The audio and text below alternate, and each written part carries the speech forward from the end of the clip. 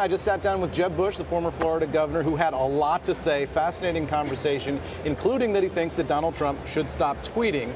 But he also said that he feels that we've sort of lost this common set of facts in America, that the debate that we've had has been so fractured that he wants us to get back to that. He praised some of the Republicans on the Senate Intelligence Committee. We saw interviewing former FBI Director James Comey last week, and he said that they're doing the right thing and setting the right tone for the country by handling that the way that they did. Here's what Jeb Bush had to say earlier today.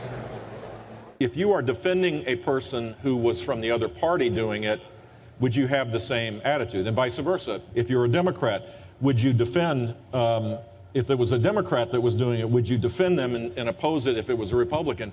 At a minimum, if you had that first therapeutic first step, which is have the same view irrespective of whether someone has a D or an R by their name, take out the partisanship at least. There's enough ideological fights that could go on. There are big differences of opinion about that. I think we could restore some of the elements of democracy that have to work. He also talked about the phrase America First, which Donald Trump has used to describe his political worldview in terms of geopolitics. Jeb Bush said he doesn't like that phrase because of what it means for America's leadership in the world. Here's what he said on that point. I think it's okay for the United States to advance its economic interests in the world. And I respect the fact that President Trump has brought this up.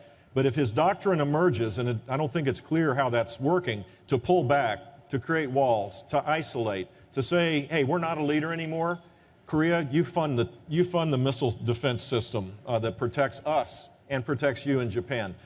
China, you pay for it. And if you don't, we're going to, all this stuff creates a more dangerous world where our friends no longer know where we stand, our enemies no longer fear us.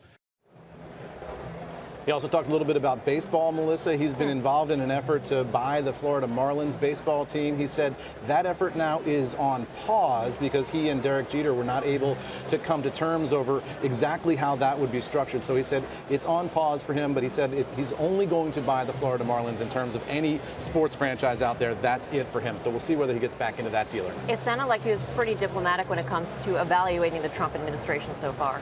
He was. He's definitely a critic. He said he's a critic. But he said there are aspects of the Trump administration that he's hoping will succeed.